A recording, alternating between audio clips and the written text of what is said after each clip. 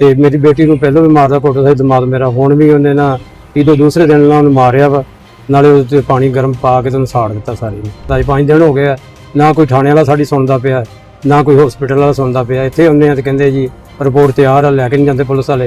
उत्थे जाने उस कहते रिपोर्ट नहीं मिल रही। उस बच्चे ने उसको उबलता हुआ पर ओजरी वाला पानी फेंका।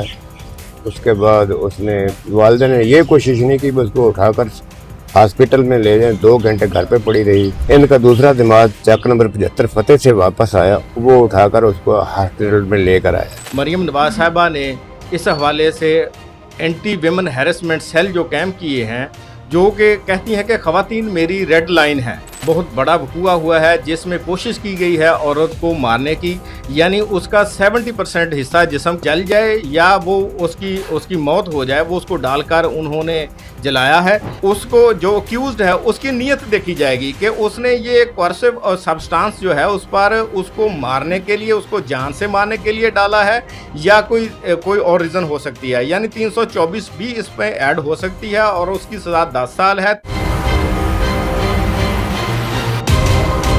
अफसोसनाक वाक़या पेश आया जिसमें संगदिल शोहर ने अपनी बीवी जो 2 बच्चों की माँ है उसको तशद्दुद का निशाना बनाया। तशद्दुद का निशाना बनाने के बाद उस पर गर्म उबलता हुआ पानी गिरा दिया, जिसके बाद उसको THQ अस्पताल चिश्तियाँ रेफ़र किया जाता है। लेकिन वहाँ THQ अस्पताल चिश्तियाँ में बर्न सेंटर ना होने की वजह से वहाँ से उसको मुल्तान बर्न सेंटर रेफ़र कर दिया जाता है। लेकिन इस वक्त जो है कि वो खातून है, इस वक्त उसका 70 से 80% जिस्म झुलस चुका है और अपनी ज़िंदगी और मौत की कशमकश में है।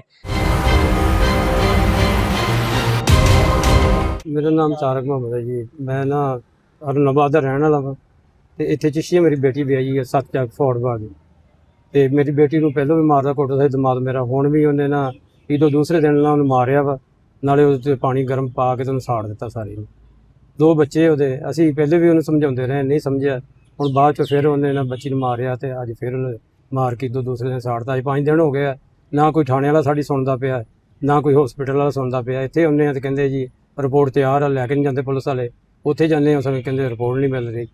तो असी मुतावला साडा इहो ही है कि साडी बच्ची नाल इंसाफ हो। अच्छा, इस वक्त जो आपकी बच्ची है वो कहाँ पर ज़ेरे इलाज है? ये तहसील चिश्तिया में या उसे रेफ़र कर दिया गया है? रेफर किया गया मुल्तान में।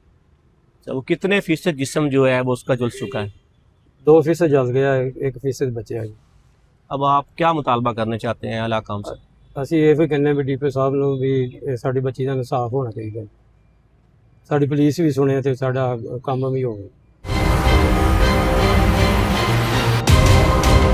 मैं आर्मी रिटायर पर्सन हूँ, चक 7 फोड़ का रहायशी, उनका अजीज़ भी हूँ। पहले भी मारता पीटता था उनको लोग समझाते थे, हम लोग भी समझाते, सब करते रहे, लेकिन वो बात नहीं आया। उसके वालिदैन घर पे थे। उस बच्चे ने उसको उबलता हुआ पर ओजरी वाला पानी फेंका। उसके बाद उसने वालिदा ने ये कोशिश नहीं की उसको उठाकर हॉस्पिटल में ले जाएं। 2 घंटे घर पे पड़ी रही। इनका दूसरा दिमाग चक नंबर 75 फतेह से वापस आया, वो उठाकर उसको हॉस्पिटल में लेकर आया। मैं जनाब DPO साहब से गुजारिश करता हूँ कि उनको बच्ची को इंसाफ मिलना चाहिए। इस वक्त हमारे साथ मोहम्मद अमजद काला संगा एडवोकेट हाई कोर्ट हमारे साथ मौजूद हैं। उनसे पूछते हैं कि ये जो जुर्म है किस नवैयत का है और कौन सी दफात इस पे लगाई जा सकती है। जी वालेकुम अस्सलाम भाई। इस वकूए के हवाले से मैं आपको बताना चाहता हूँ कि ये एक इंसानियत सोच जो वकूआ हुआ है और अभी तक इसकी FIR नहीं हुई या इस पर जो फर्स्ट इंफॉर्मेशन रिपोर्ट है वो सबमिट नहीं हुई, ये एक लम्हा फ़िक्रिया है। चूँकि वज़ीर आला पंजाब मरियम नवाज साहिबा ने इस हवाले से एंटी विमेन हैरेसमेंट सेल जो कैंप किए हैं, जो कि कहती हैं कि ख़वातीन मेरी रेड लाइन है, उस हवाले से भी मैं आपको बताना चाहता हूं कि ये एक बहुत बड़ा वकूआ हुआ है जिसमें कोशिश की गई है औरत को मारने की, यानी उसका 70% हिस्सा जिस्म का जो है वो कोर्सिव ऑफेंसिव मटेरियल, यानी ऐसा मटेरियल जिससे जिस्म जल जाए या वो उसकी मौत हो जाए, वो उसको डालकर उन्होंने जलाया है। और इस पर मैं आपको बताता हूं कि कानून जो पाकिस्तान पीनल कोड है उसकी दफ़ा 336 बी कोर्सिव ऑफेंसिव जो मटेरियल सब्सटेंस है वो डालकर उसको जो झुलसाया गया है वो इस पे अप्लाई होगा। और इसकी सबसे पहले तो फर्स्ट इंफॉर्मेशन रिपोर्ट होनी चाहिए, जुर्म उसके बाद आता है 336 बी जिसकी सजा 14 साल है और ये कॉग्निजेबल ऑफेंस है, यानी पुलिस अगर इस पर किसी किस्म की कार्रवाई नहीं कर रही तो ये भी मिसकंडक्ट में आता है, ठीक है।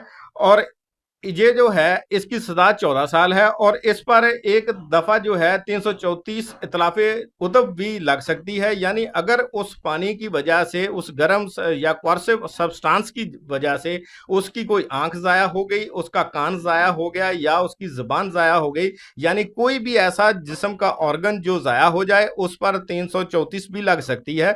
और इसके हवाले से 324 का इतलाक भी हो सकता है, यानी यहाँ विक्टिम जो है जिस पर पानी डाल कर उसको झुलसाया गया है और जो मुल्ज़म है उसको, जो अक्यूज्ड है, उसकी नीयत देखी जाएगी कि उसने ये कोर्सिव सब्सटेंस जो है उस पर उसको मारने के लिए, उसको जान से मारने के लिए डाला है या कोई और रीजन हो सकती है, यानी 324 भी इसमें ऐड हो सकती है और उसकी सजा 10 साल है। 324 भी जो है वो जो कॉग्निजेबल ऑफेंस है, यानी पुलिस इसमें काबिल दस्तंदाजी करते हुए इस पर एफआईआर दर्ज करने की कानूनी तौर पर पाकिस्तान पीनल कोड के ताबे एफआईआर दर्ज करने की पाबंद है। जी अच्छा, अमजद साहब ये बताइएगा कि जो बात आपने अभी की है कि पुलिस को अभी तक जो जिस वजह से टाल मटोल कर रही है, पुलिस ये कह रही है कि जब तक हमारे पास उसकी रिपोर्ट नहीं आ जाती, खातून की जो रिपोर्ट है वो नहीं आ जाती, तब तक हम कोई कार्रवाई नहीं कर सकते। आप मुझे ये बताइएगा कि उस रिपोर्ट के या रिजल्ट वगैरह के आने से पहले भी पुलिस इस पे कार्रवाई कर सकती है कि नहीं कर सकती? जी बिल्कुल भाई, पुलिस जो है ये काबिल दस्तंदाजी जुर्म है, पुलिस उस पर कार्रवाई कर सकती है। सबसे पहले पुलिस उस पर फर्स्ट इंफॉर्मेशन रिपोर्ट, एफआईआर ना भी हो, रिपोर्ट दर्ज करेगी। रिपोर्ट दर्ज करने के बाद फौरी तौर पर उसको हॉस्पिटल लेके जाएगी, वहाँ एमएलसी होगा उस पर उनका विक्टिम का। एमएलसी होने के बाद जो अगली कार्रवाई हो सकती है, यानी पुलिस के पास मुकम्मल इख्तियार है, कानून को ताबे पुलिस जो है इस पर एफआईआर दर्ज कर सकती है, उसकी रिपोर्ट दर्ज कर सकती है और उसका मेडिकल करवाएगी तो दर्ज होगी रिपोर्ट। लामहला उसका मेडिकल होना ही चाहिए और मेडिकल होगा। इसका मेडिकल जूं ही होगा उसका, उस पर फर्स्ट इंफॉर्मेशन रिपोर्ट आ जाएगी, एफआईआर हो जाएगी। एफआईआर के बाद दीगर जो प्रोसीजर है वो अडॉप्ट किया जाएगा।